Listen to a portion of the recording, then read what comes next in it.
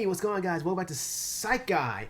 Alright, who is Psych Guy? That is me. What's this channel all about? If you guys new to this channel, we're all about high energy, high intensity, high passion, the field I love to practice in real life, psychiatry. We try to do this in a kind of fun kind of manner. This topic, though, isn't fun. I wish it were. Actually, truth be told, I was going to do a different video today on this man right here, or right here. There we go. But yeah, no, that we'll have to say that for another day. This video actually is going to be a follow-up. It's actually a good sort of follow-up to my last video that I did about a week or two ago, depending on when you watch this video. But yeah, it was a very disturbing video that I did. And oh, and by the way, the poll results are out. Almost unanimous. I think the last time I checked was like 96% of folks want to meet myself to continue the sort of disturbing content in this channel, and it won't take over this channel. I mean, we'll do a variety of different topics, but for now, you guys voted, and thanks for the votes. Actually, I had a number in my head, and you guys hit it. 25 votes at the making of this video. So for yes. So boom, you got it. You guys got it. Sure, why not? I'll go ahead and continue that. We'll go ahead and continue those types of videos, and that's why we're doing this video today. PG-13 series, a continuation of it. And this video is actually a good follow-up to my previous video that I did. Actually, if you haven't watched it, please watch the previous video, at least the first 30 minutes or so. Just get the educational content out in a ton of different kinds of neglect and so on. This case right here, last video was a very disturbing case of neglect. I said it ranked in my top 5, I would say, of all time, mainly because of just the fact that it involved a 3-month-old, and this is the severity of what happened to her. Now here, this is actually on the other side of the spectrum. This is actually involving an adult, not an infant. So yeah, now just a couple of disclaimers here. I have not interviewed the adult that was involved in this case and or the parents. This is just my own professional opinion. Take it with a grain of salt. This is just for entertainment purposes only. So that is that. And a really strong warning that the content that you're going to watch in this video is very highly disturbing. So if you can't stomach this kind of stuff, and or if you have been a victim yourself of trauma, neglect, ABUSE, maybe this is not the right type of video for you. So I would definitely catch Psych Guy in the future in a different video.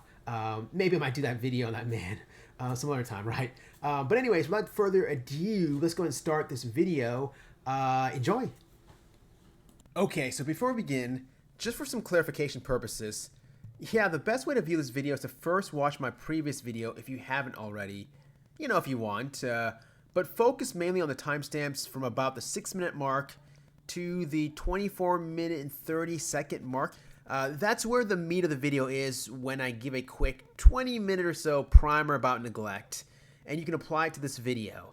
And don't worry, during those 20 minutes, there's nothing dark or disturbing. If you're squeamish about that sort of thing, just strictly education. Now, to start this video, I stumbled upon a great news clip that I found online about the case that we're going to talk about today.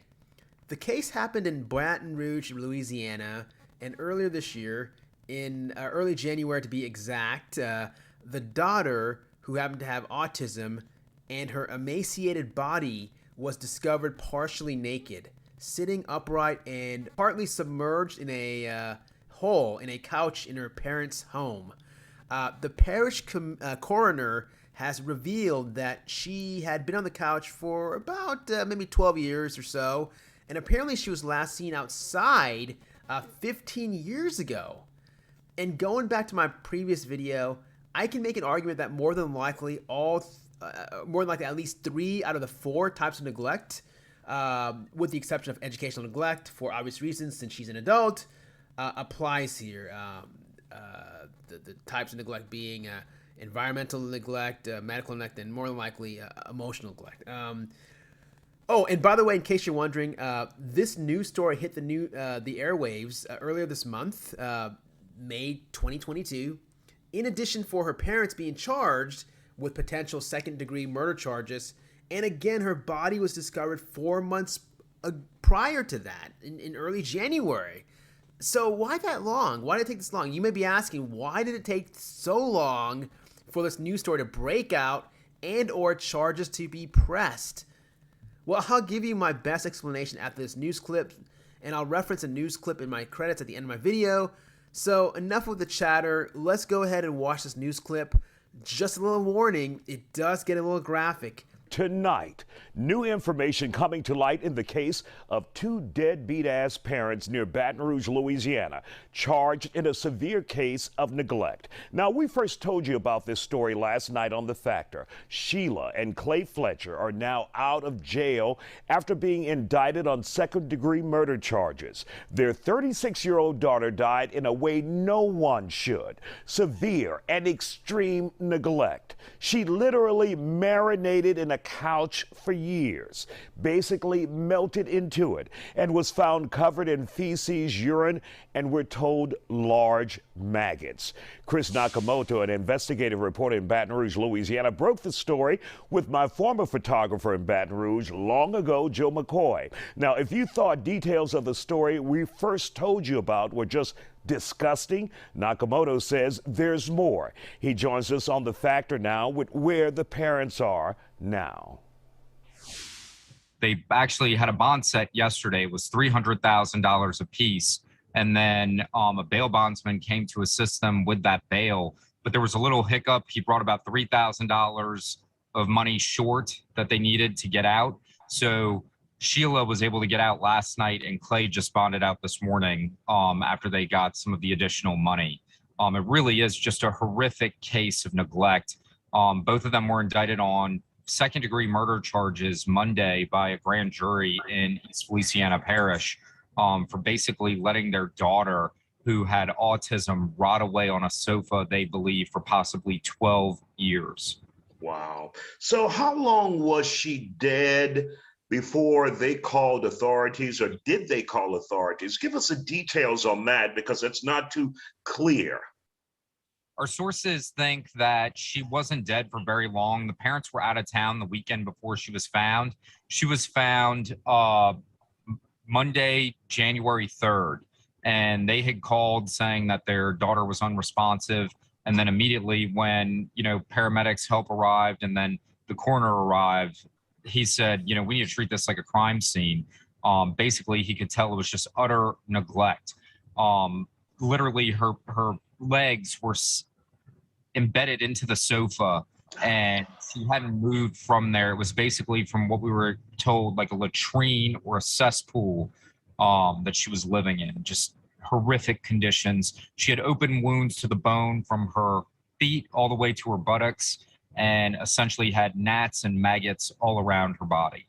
Oh my God, that's just incredible and just so damn sad. Now, how did they live in a house? Obviously, there are going to be smells.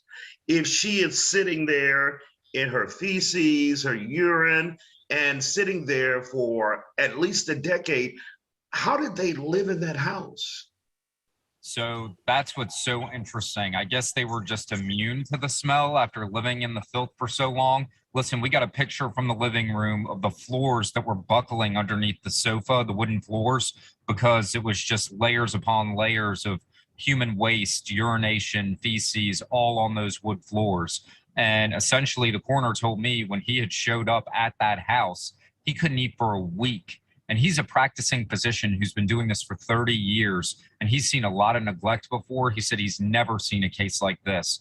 One of her causes of death was starvation, and they said she was so hungry she was actually eating parts of the sofa around her. During her autopsy, they found sofa foam inside her stomach, along with feces. Feces were in her nostrils, they were in her mouth and her hair.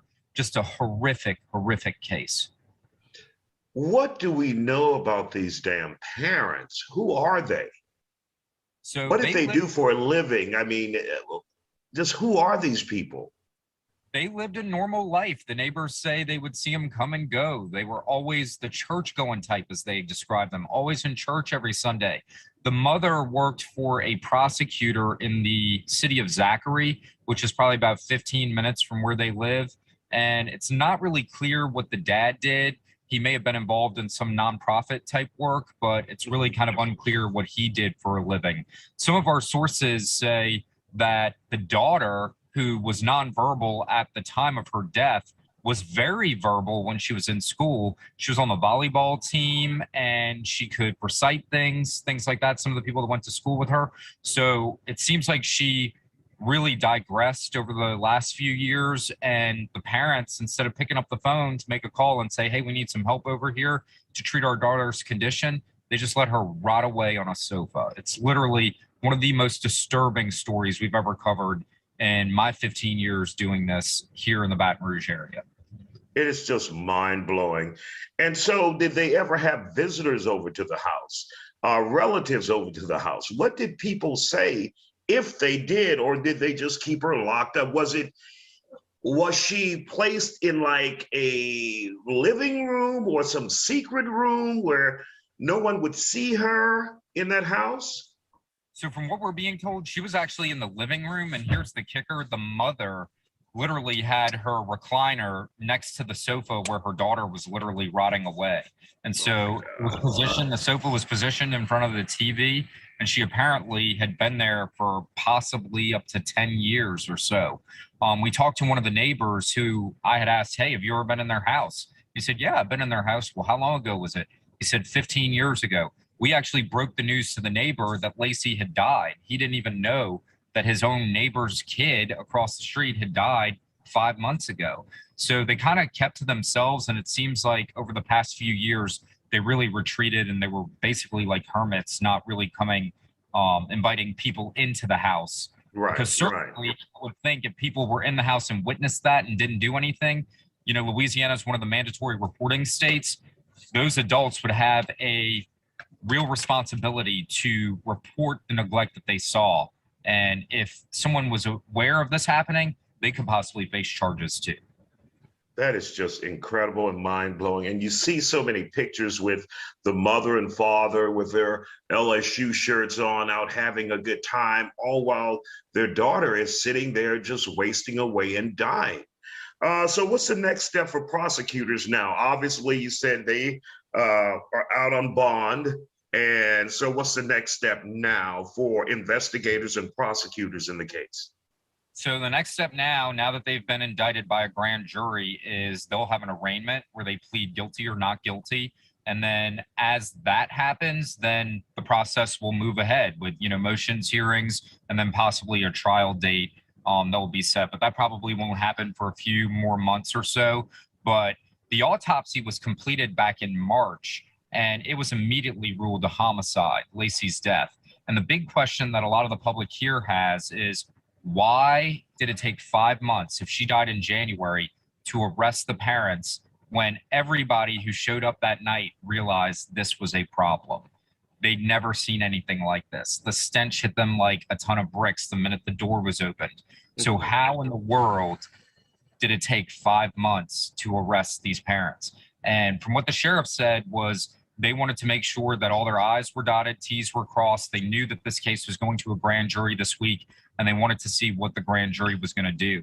And I think prosecutors were pretty clear. They were going to be able to get a charge of cruelty to the infirm, or maybe even manslaughter or negligent homicide, but no one really expected that they'd be able to get a second-degree murder indictment, which, if convicted, would carry a mandatory life sentence in prison for the parents.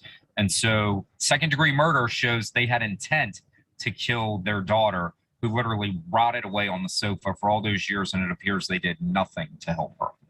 That's horrible. Well, all right, Chris, once again, excellent job in reporting. You guys broke this story, and it's just so sad and disturbing that someone had to go through this, but we appreciate the effort that you guys do and make right there in Baton Rouge. Thank you guys so much. Okay, so watching this clip for the first time also, I recant what I stated earlier. I was initially assuming that there was a delay in the arraignment because of a possible knowing someone up top in the city or being part of the Good Old Boy Network type thing. But I'll take this clip that we saw for what it's worth. I'll take this clip's word in that the authorities were just lining up, you know, all their ducks in a row, you know, the DA and so on, and solidifying their case. Or rather helping to elevate it from a simple manslaughter to a second-degree murder charge for both parents, which I, as I'm sure all viewers here, agree with. So good to know it wasn't an Ahmaud Arbery hide/delay until the levee broke part 2 type of thing, or at least that's what my psyche senses are telling me. Now, as for the fact that these two crumb bums were able to bond out like that within just 36 hours of being charged, 36 hours, being charged with second-degree murder, this is the flaw of the judicial system, and hate him or love him, but President Joe Biden is working on bail reform to try to even up the playing field so that the judicial system is a little more fair and less favored towards only the affluent. They were able to each make, by the way, the 12% of the $300,000 set bond by the judge, totaling $72,000 for both. Now, a lot of couples out there cannot be able to drop that much at one time, let alone $36K or $36,000 for one person. Now, before we get to the how or the why did this happen type questions, a little more details about the case. So according to more research that I'm digging up here about the case, yes, so the daughter of the parents, her name is Lacey, did have autism, as I mentioned before. And you've got to remember that with autism, every autistic child, every autistic individual presents differently in their own different way. There's no two stones that appear the same. And in this particular case, it appears that Lacey's autism didn't really become pronounced till later on in her late teens into her adulthood life. In fact, just looking at a quick timeline, Lacey appeared fine in her younger years, making friends with children who lived on her same road, and it wasn't until her mid-teen years till she started exhibiting symptoms, mainly social dysfunction, not liking or clinging to normal teenage likings, rather more likings of children. Gone were the fun, social, being active in volleyball Lacey, and this was replaced more so with the isolative, keeping to herself and enjoying, her childlike things / passions, such as Disney and country music. And as mentioned before, 15 years ago was the last time she was seen outside in public. At that time, she was seen exercising and carrying small weights and appeared physically normal. This was when she was around 21 years old. Around her mid-teens is when she began to isolate herself more as her autism accelerated. And she was homeschooled after 9th grade. Here's a picture of her in middle school volleyball days. And here's a picture of her in the 9th grade before she was put into homeschool. Now, in terms of her autism accelerating after her mid-teens, I've seen that. To make a long story short, what happens is that the hormonal changes associated with puberty more than likely, causes acceleration of one's pervasive developmental disorder symptomology. Kind of like throwing oil on a flame, with the oil being puberty itself. You also have conditions like Rett's disorder and CDD, also known as or childhood disintegrating disorder, where you see regressions. However, those occur at much younger ages, and we're not in the same ballpark as it appears. This is not what happened with Lacey that I can perceive. Totally different things here, or conditions. But now, interestingly enough, here, a neighbor did ask about the dad. A neighbor did ask the dad about Lacey. This was about 5 years ago, and flat out asked the dad about her, assuming that she might have moved out and moved on with her life. After the neighbor not seeing Lacey for a long time, right? It was like, many years, right, where she was not seen. However, when asked, this is 5 years ago, the dad did admit that she was still here at home and that she is, to use dad's words, quote unquote, fine, end quotes. And then the dad changed the subject. Now, when Lacey's body was discovered after Lacey's mom made that 911 call on January 3rd around 2 a.m. in the morning, After it is believed Lacey stopped breathing, the coroner was immediately called to the scene. Again, this is at 2 a.m. in the morning after a horrified sheriff's deputy reported back. One of the neighbors claims that there was one other neighbor here who had supposedly seen Lacey on the couch like that and told the parents that they, the parents, had to call the police, though I cannot confirm this if this were a fact, but read it somewhere. So it appears that Lacey's mom or the parents may have had their arms twisted and forced to make that call because the neighbor may have told the parents that if they didn't contact the authorities, then the neighbor would have had to, since Louisiana is a mandated reporter state. More on that later. But again, I'm not sure if this is what really happened, but there are rumors behind this. Okay, so what I'm going to tell you next, I've never heard of anything like this before. No joke, but during the presentation to a grand jury, while the DA was presenting his case for second-degree murder charges instead of manslaughter, the grand jury were shown extensive images of the conditions in which Lacey was found. And while the horrific and upsetting photos were sent, medics were on standby for the 12 panel members. Can you believe that? Again, medics were on standby while they were just showing pictures. The way the coroner described the scene while he was presenting pictures to the grand jury, the expressions of the grand jury was utter shock. To use the coroner's words here, quote unquote, like the clock on the wall never moved again, end quotes. And the coroner further described the scene as, quote unquote, there was complete silence. Some jurors were gasping in horror, some were staring in disbelief, end quotes. Now, Dr. Bickham, the coroner, also revealed what he believed to have been the full horrific cause of death. To quote him, he stated, quote unquote, the cause of death stemmed from severe medical neglect, which led to chronic malnutrition, immobility, acute ulcer formation, osteomyelitis, which is bone infection, which led finally to sepsis. With sepsis basically being a fancy medical term, essentially meaning a serious life-threatening blood infection, which it appears more than likely led to her death, is what the coroners take it appears. I think just reading between the lines here, what more than likely happened was that the many years of chronic neglect eventually caught up and more than likely, it appears, created what's called a neurological condition. It's a rare condition known as locked-in syndrome, which basically is where one can't move or speak, but rather is sort of stuck and locked in to where they essentially can only blink.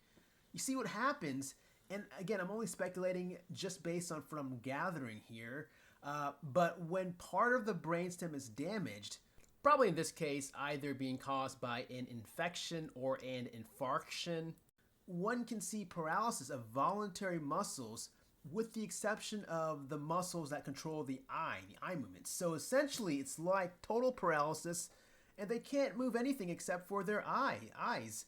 And they still have consciousness, they're still fully aware of their surroundings, and there's no change in their cognitive abilities.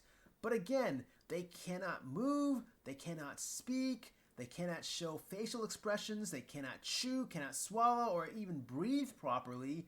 They're almost like a vegetable.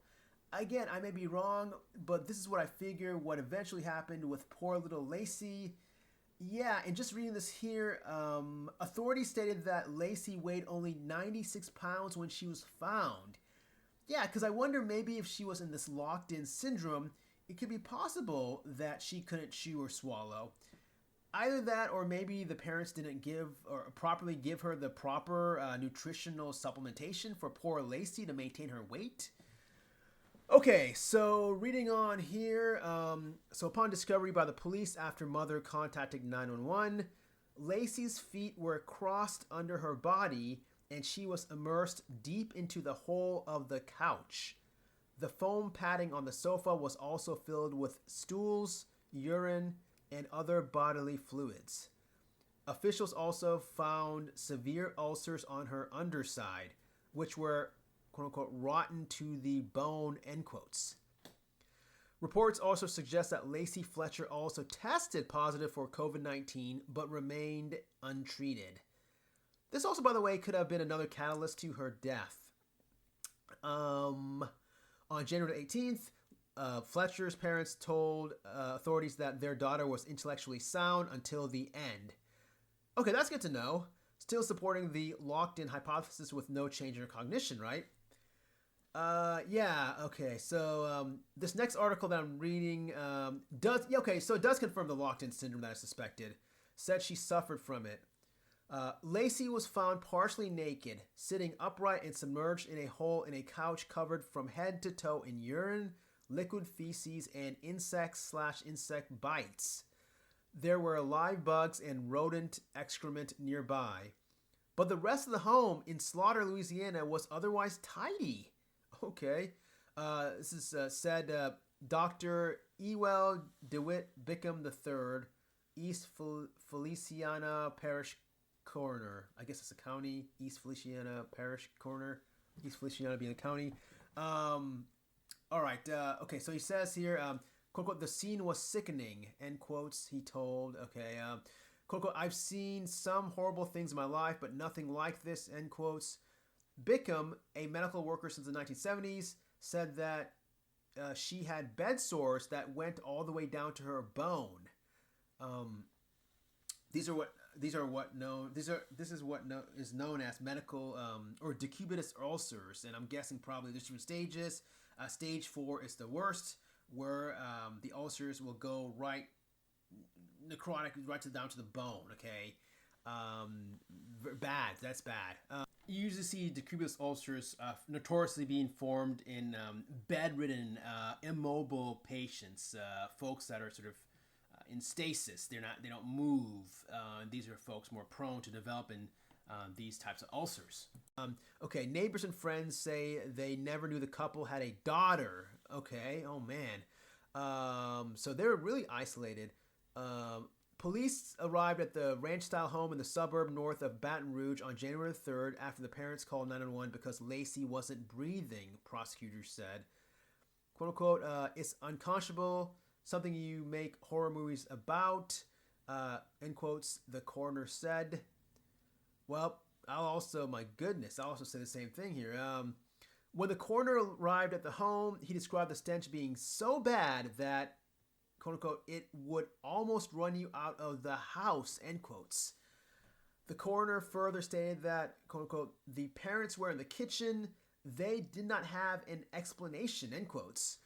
The coroner recorded the official time of death as 3:07 a.m. on January the 3rd, 2022, but said he believes she was deceased at least 24 to 48 hours prior.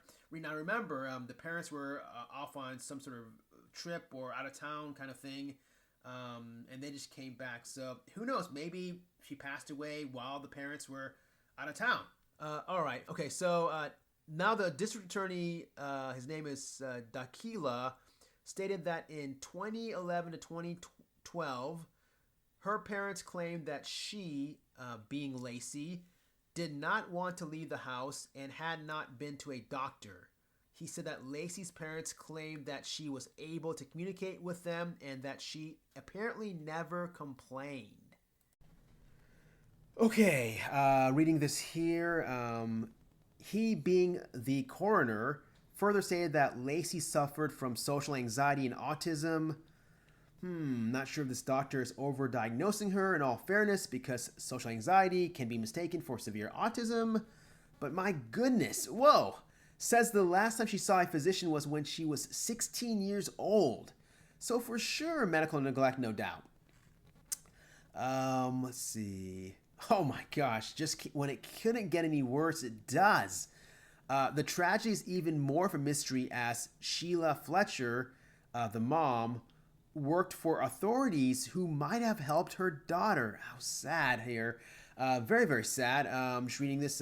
She was a police and court clerk in the small nearby city of Baker, and more recently an assistant to the city prosecutor in Zachary. a slightly larger community also nearby.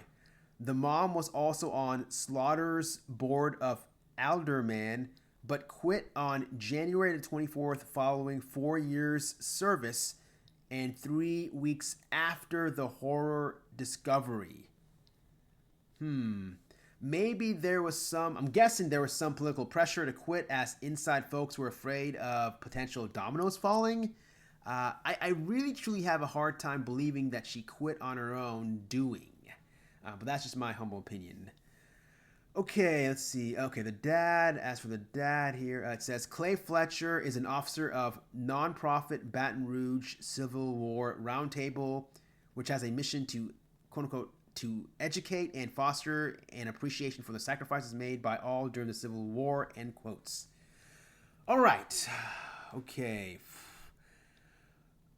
Lastly here, one of their neighbors admitted that he was shocked that this happened and described the parents as being well-liked people around here who were good church-going citizens, fine and upstanding.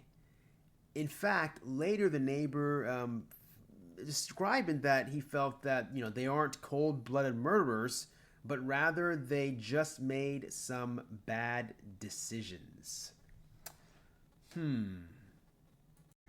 So how did this happen? Why did this happen? If you guys are new to this channel, this is what we mainly focus on. The hows and the whys.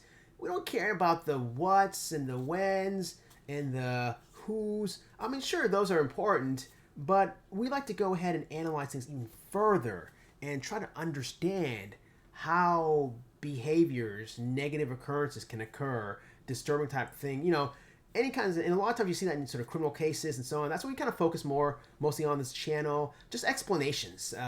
There are plenty of explanations and reasons why. The obvious one is caregiver burnout. That's an obvious one. And look, I get it. I mean, I've dealt with a lot of families out there who've, given care, who've, cared for folks with mental illness, whether it be autism or dementia or even neurological disorders, cerebral palsy, whatever it is. I've seen it time and time again, including also, I don't get too much in detail, but, I've also had personal experience, so I get it. A lot of times, you're caring day in and day out, and it can get to you, it can get to anyone. So that's a possibility that maybe in the beginning, they were caring for this, their daughter and so on, and maybe things were different, and they got to the point where they just sort of was wearing on them, and they just got more and more frustrated, and that could be a possibility. Who knows? No one knows. We weren't actually living. Though in the interview clip, though, it said that the neighbor said that they didn't see any issues. So it seems like things were going up until a certain point. So I don't know if the burnout happened just recently, just got so overwhelmed, and maybe themselves are going through some issues in medical or mental. I don't know. I don't know if it was a dramatic, acute change or if it was a gradual change. But either way, that could be a possibility. I mean, it could be a caregiver burnout. There's many other different reasons out there that we can delve into. Let's talk about it here. Yeah, so caregiver burnout happens. It's common in these types of cases. The more severe the pathology is, the more likely the burnout to happen. And yes, unfortunately, this translates to higher rates of ABUSE and neglect, unfortunately. Let's see here. I'm kind of curious now about the whole timeline here. So looking at my notes here, it's okay. So she was very active as a child. In middle school, play volleyball, and then it seems like really around the age of 14, right when she hit the 9th grade, and made that switch to being homeschooled. That's when her symptoms really started to flare up. Okay, so she saw a doc around 16, and then at 21 was the last time she was seen outside. So yeah, I'm not sure exactly if the burnout were to happen, or I should say when exactly the burnout happened. Did it start around age 14 and gradually got worse and worse? Or did it start around the age of 21? Because a neighbor stated that that's when he last saw Lacey and she looked good. So maybe the parents were taking good care of her up until then. Or did the burnout of the parents happen the last 12 years? As the coroner stated that he believes she was pretty much fused in that chair, to paraphrase his words. Yeah, I don't know again, but what I do know is that caregiver burnout definitely could be on the differential for reasons to how and why this sort of tragedy happened.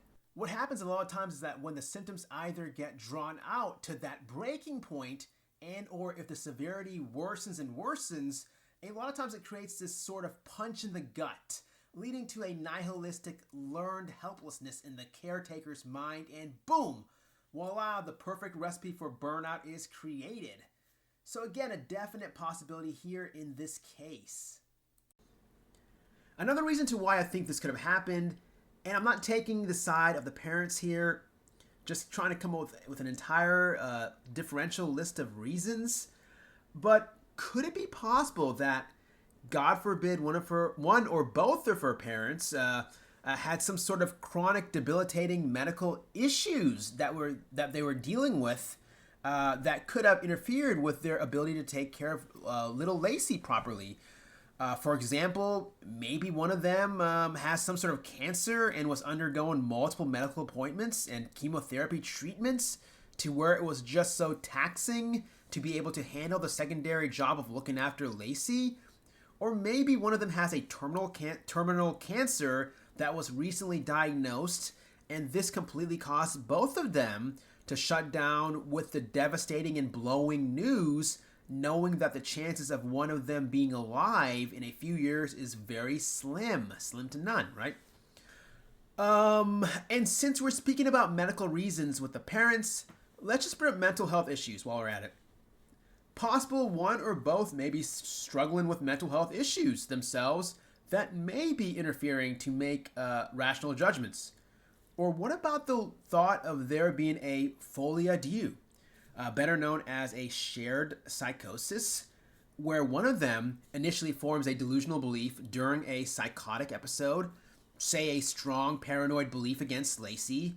Next thing you know, it's being imposed onto the other person, who then incorporates that those beliefs into his or her thinking content. Yeah, and this includes both non-personality and or personality disorders. Further expanding on the latter, who's to say that one or both of them have some sort of egocentric personality disorder, more than likely a cluster A or cluster B in this case? That may be where his or her or both of their perceptions of their behavior were, I guess, sort of viewed as being appropriate and reasonable in his or her or both of their minds. I mean, after all, mom did sit next to her daughter that was rotting next to mom in the living room, right? So yeah, this could also be a possibility of one or both of them having mental health issues, just as it could be a possibility of one or both of them having medical issues. Again, this is all just speculation here. Okay, other reasons to how and why this happened. So we spoke about caregiver burnout. We spoke about possible medical issues with the parents. We spoke about the possible mental health issues with the parents. Okay, number 4, and I'm going on the top of my head here. No order or rhyme or reason to this list, but number 4, could it be possible that they were just victims of a terrible mental health care system? I mean, who's not to say that they did turn to multiple places for help and did not get the help that they needed? Now, interestingly enough, there was a report put out at the end of 2017, December 2017. To be exact, let me see exactly the source where it came from. Let me go ahead and look at my computer here. Give me a second. I'll click.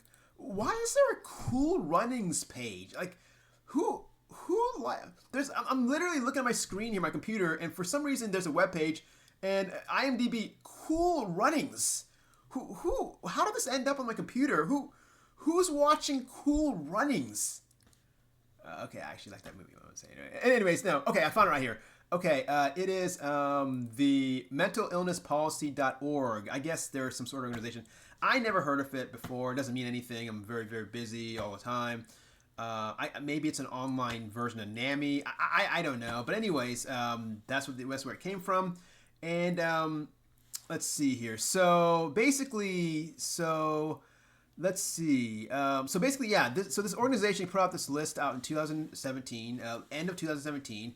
which broke down which states are the most generous, meaning which states spend the highest percentage of their allocated budgets, and which ones are the stingiest, meaning which ones spend the lowest percentage of their allocated budgets towards mental health, okay? So which ones are the most generous or spend the highest percentage of their budgets towards mental health, and which ones on the opposite side of the spectrum spend the lowest percentage, okay, of their budgets towards mental health.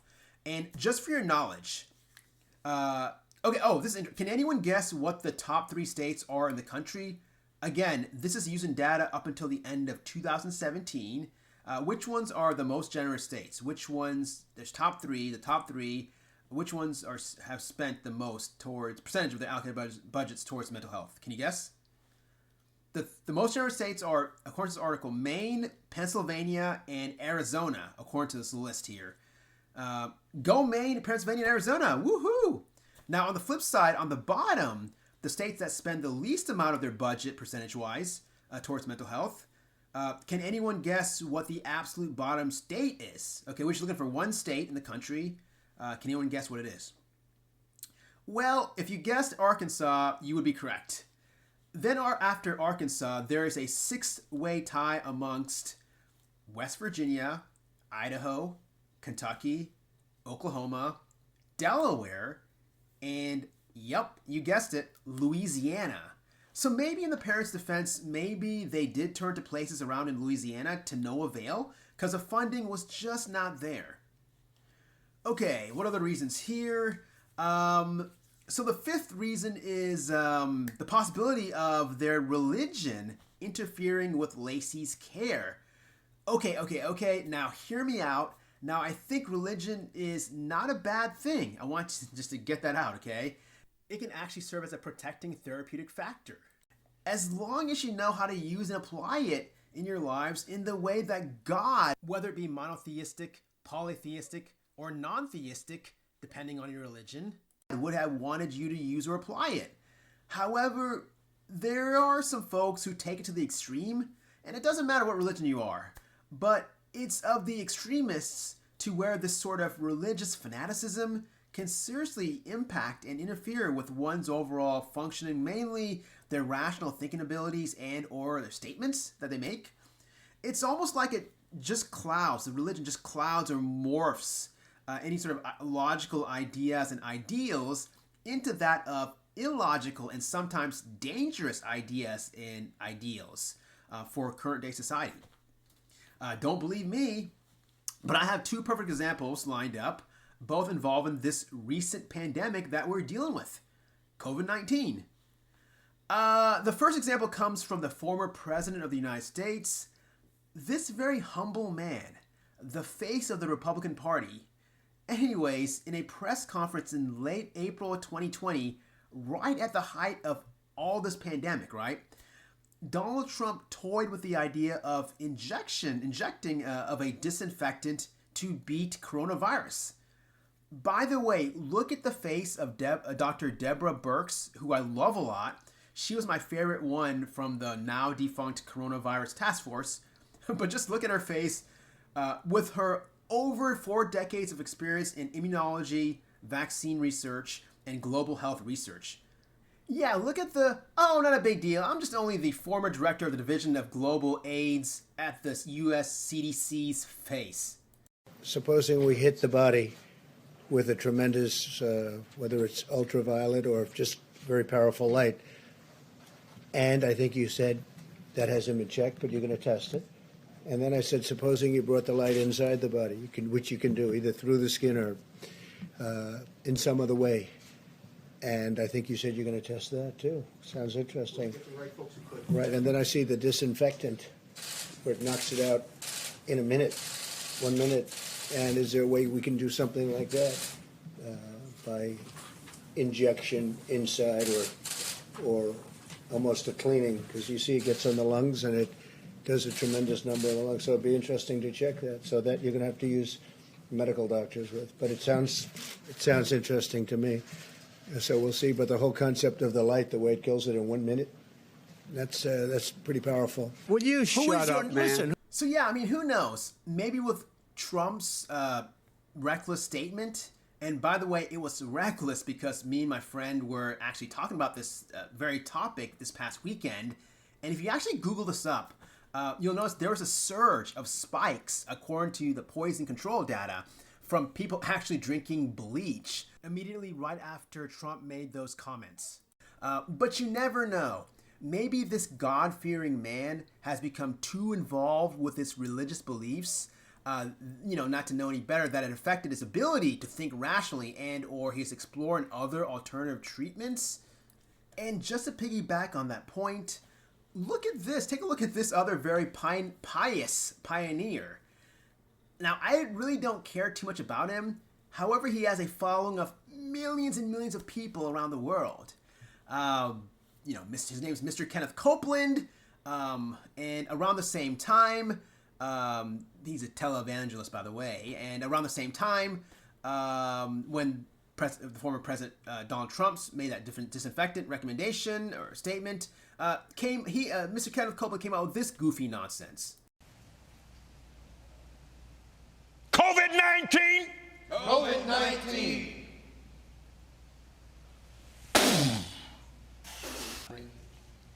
Burn. And it gets... Are you listening to me?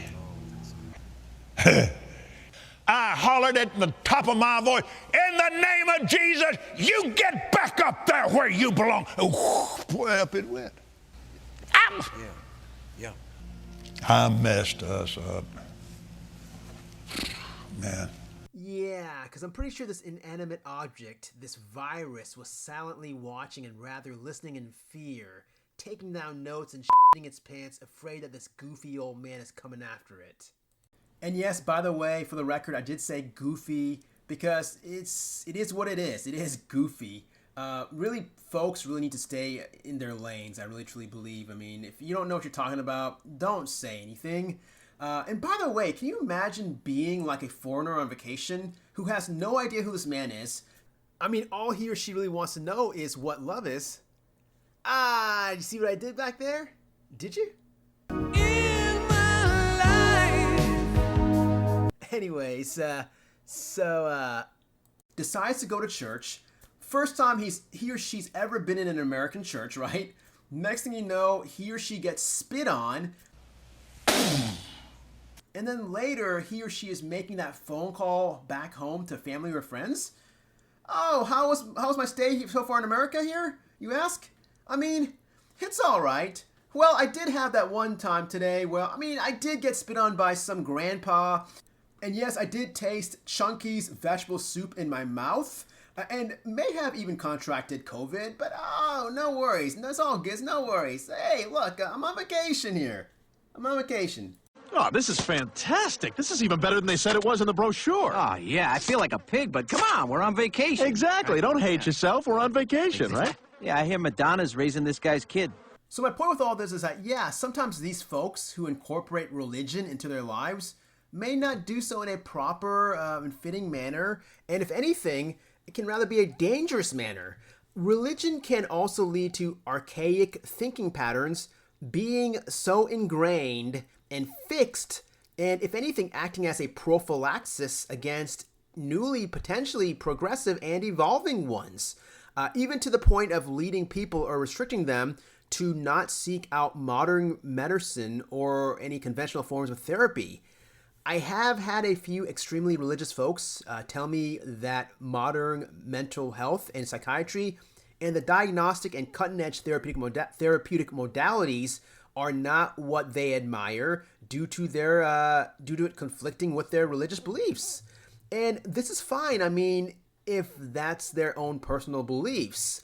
But when it overflows and is pushed onto a minor and or an adult whose decision-making abilities have been given to someone else with these beliefs, then this is where it truly honestly bothers me, because I know that person may not be getting potentially getting the appropriate care, and there really is nothing that I can do as a physician, with the exception of hospitalizing someone against their will and trying to file for emergency guardianship through the courts if I'm able to see an acute immediate danger being present which is rarely the case. And this case is no exception. No one, in fact, saw this coming. As mentioned in the article, she last saw a professional doctor at the age of 16. She was last outside at age of 21 years, or I should say, yeah, at age of when she was 21. And for the last 15 years of her life, she was completely hidden from the general public as if she were non-existent. And even though she was in one of the 18 states where mandated reporting is required to anyone, I repeat, anyone, professionals and or non-professionals, who suspects child abuse or neglect. Again, she was last seen outside 15 years ago. Who's going to report her? All right, okay, so the last idea that I can come up with on the top of my head is more of a theory. Being a psych guy, you knew this was coming. You've got to have at least one psychoanalytical theory in any list, in any of my lists of explanations. And we'll touch on this quickly, but we can go more in depth about this in a future video, this sort of concept. But this involves the concept, I guess a simple concept of jealousy. Who's not to say that maybe the mom was unconsciously jealous of her? Here she is, okay, the daughter growing up, blossoming into a young female adult, fresh, firm bosom, fertile, not to creep anyone out here, but just exploring all avenues. Maybe mom was looking at her through the years and unconsciously all of a sudden, was starting to feel threatened that the mother's once younger looks are now being threatened and potentially replaced by that of Lacey's. She's now going to get the attention that the mother may have gotten back in the day. She's potentially now going to replace the mother in the young female adult role in the house. Maybe she was starting to get jealous of other men of different ages oogling Lacey, wishing and reminiscing of the days when that would happen to mom. So this unconscious threat is a valid theory. And one can even take it to the next level and postulate that, if you want to go ahead and talk about neo-Freudian, sort of Jungian sort of concepts, maybe there could have been a delayed, reverse Electra complex event going on. In this case, instead of the daughter competing with her mother for the affections of her father, who's not to say there was a delayed reverse polarity and now the mother having a sense of competing with the daughter towards the affections of the father. And it doesn't have to be sexual at all. Maybe the father was giving Lacey understandably more and more attention as she became harder to take care of, and the mother unconsciously got jealous of this as what was once the attention and affection brought onto the mother by her father was now being directed and being depleted as this libidinal energy is now being directed, understandably, towards the poor child. Next thing you know, mom's getting angry internally inside, and she starts to shut down and not take care of Lacey. And if she wears the pants in the relationship between mom and dad, maybe mom convinced dad to do the same, either through direct gestures / statements, or through indirect ones. So yeah, maybe a jealous unconscious reason. It does happen. And we haven't even established if Lacey is their biological child, right? ABUSE and neglect have unfortunately higher rates in adoptees / foster children. So this could also be strongly considered and really needs to be teased out. Okay, we good here? I think we covered all the No, wait, hold on here. This one just popped in my head here. I can't believe I didn't mention this one at all, being that I am a huge Dateline kind of guy. But we're talking about financial incentives. Maybe she's got a life insurance policy to where the parents will be financially compensated after Lacey's death. Hence the reason to why the parents may have not cared about Lacey's well-being, especially toward the end. Okay, so those are all the reasons I can think of on the top of my head. I personally think there is one main reason on this comprehensive list, but I'm not going to say anything. I'm not going to say which one I think it is. I'm kind of curious to see what you guys think is the main reason. So please, after completion of this video, I don't ask for much. But please go to the community tab and place your vote. In fact, I put as one of the options other, and if you can think of something else that I didn't mention in this video, please put it down in the comment section in the poll if there's another reason that I didn't cover into why this tragedy may have happened. Well, thank you guys so much for watching this video. If you like what you saw, don't forget to like, comment, subscribe. If you guys are new to this channel and you haven't subscribed, I don't even know what you guys are waiting for. This channel is so underground that I don't even know what next types of videos I'm going to upload and so on. It may be gone. You may be gone on your site. So you definitely want to get in here as soon as possible, because I'm telling you also what's going to happen is that in a little time now, I'm not sure exactly when, but we are going to change this channel dramatically to where you don't want to miss out. That's all I'm going to say. It's going to be rewarding. It's going to be awesome. And yeah, that's all I'm saying. But it's going to be so super fun and so super awesome. I can't wait. All right, well, till next time, peace. Love you guys, each and every one of you out there. And I'll see you next time. Take care. I spent last night in the arms of a girl in Louisiana. And though I'm out on the highway, my thoughts are still with her. Such a strange combination of a woman and a child. Such a strange situation, stopping every 100 miles, calling Baton Rouge.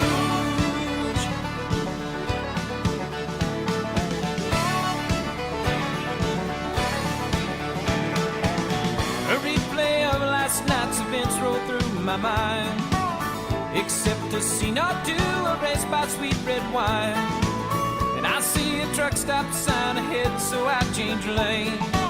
I need a cup of coffee and a couple dollars change, calling Baton Rouge. Operator, won't you put me on through? I gotta send my love down to Baton Rouge. Hurry up, won't you put her on the line? I gotta talk to the girl just one more time.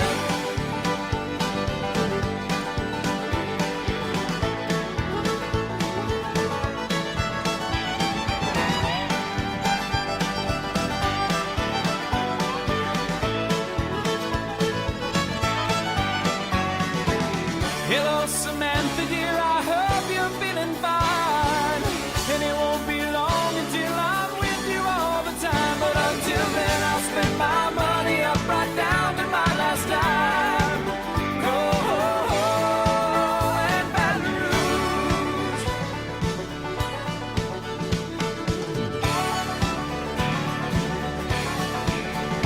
Operator, won't you put me on through? I gotta send my love down to Baton Rouge.